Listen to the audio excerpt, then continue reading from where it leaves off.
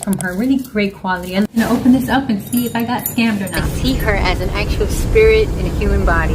I've seen her like that since she came home.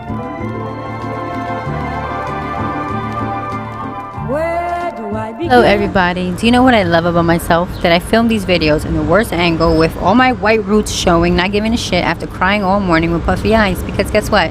She's cozy in her skin. Track 2 of Beyonce's Renaissance, check it out. I just saw Bodies, Bodies, Bodies. It is a A24 horror film rated R, and it was really good. I enjoyed it.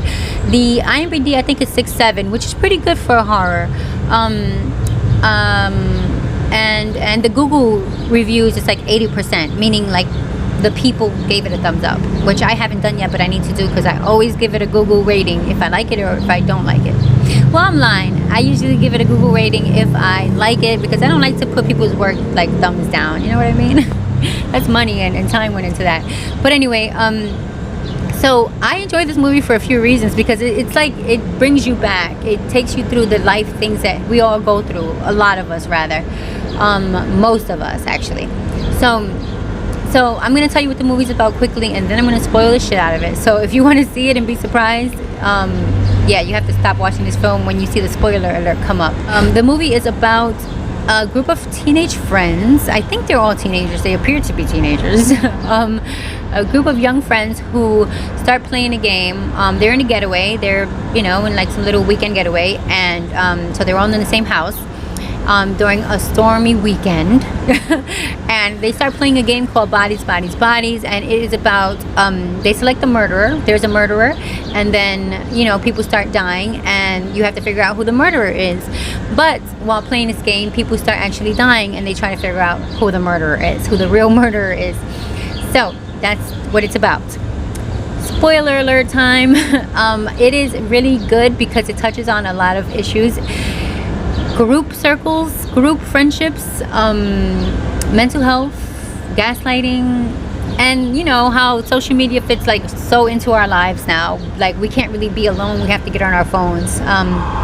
Okay, so quickly, the big thing that stood out to me is the point of the whole movie, which is the murders. So the initial murder wasn't a murder, it was an accident, which I peeped from the beginning. I knew that it was an accident because this guy is outside in a severe thunderstorm. Things go flying everywhere in a thunderstorm. You know, things come unhinged and fall off trees, and all sorts of shit go flying. So his death, to me, I didn't think that someone killed him. I just didn't. But what happens is they think, whoa, I thought I saw somebody behind me, and scared the shit out of me. So that initial death made everyone suspicious and made their trust issues come out. And that's where we touch on friend circles and the lack of trust. So this is a very common friend group. The friend group that's like on the low hates each other.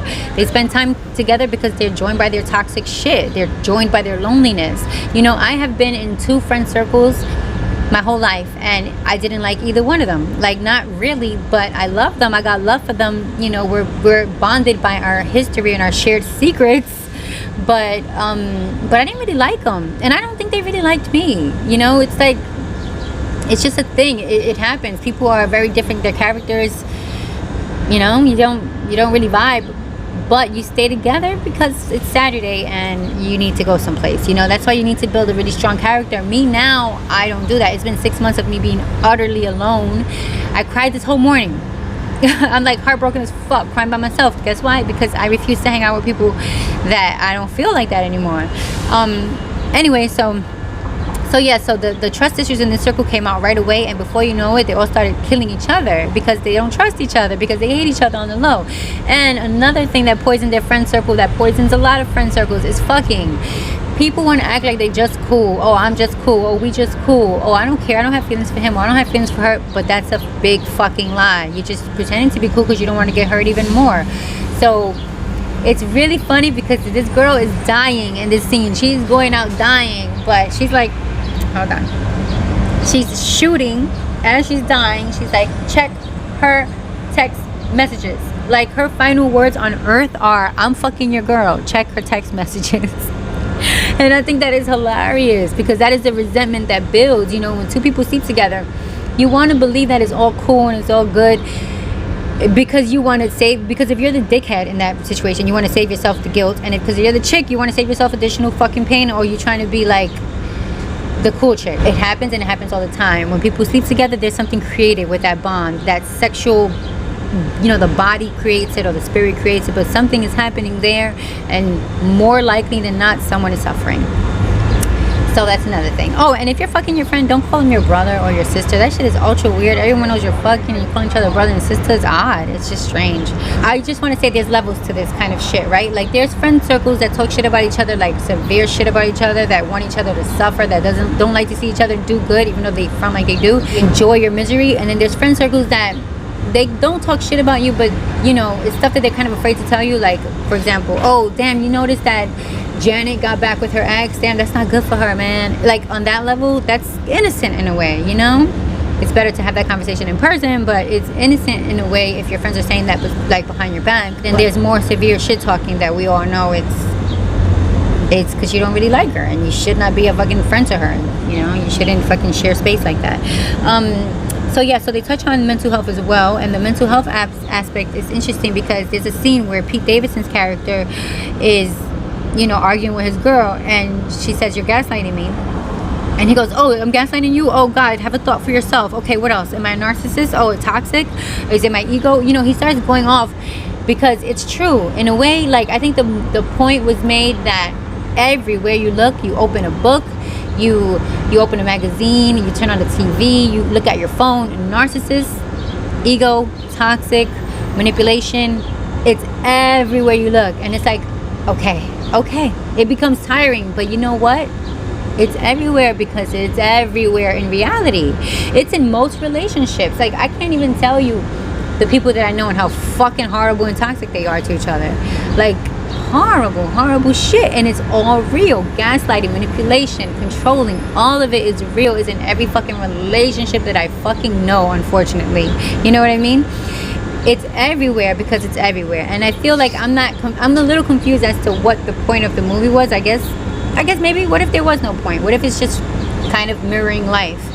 But it reminds me of something Sade said a few videos back, where she was like, now people have the language of mental health, and now they use it against you. And it's true, they do use it against you to gaslight you even further, to manipulate you even fucking further. Like, I know a recent I don't even, you know what, whatever. I know somebody who's like, I'm not gonna get back with this girl unless she goes to couples therapy. And this dude is like the dirtiest dick on the planet. Like, community dick. Every community on earth, that's him. And he is like, so what are you going to couples therapy for? Your dick should be in prison. That's what you need. Like, you're never going to be faithful to this chick. Like, why are you fucking manipulating her into thinking that your couples therapy is going to fucking help? It's not. You destroyed it. Let it go. So yeah, so it just gets me so aggravated because it's like, yo, now, like, everything is a weapon. You just have to, like, pray and really, really trust your instincts, because your instincts are God-given.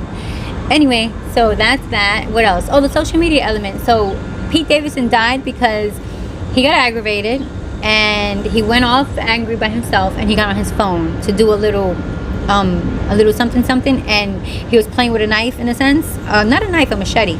And he killed himself by accident, you know? He killed himself by accident, and that starts the whole movie off. Yeah, thanks for watching. Go see the movie. I think you'll enjoy it.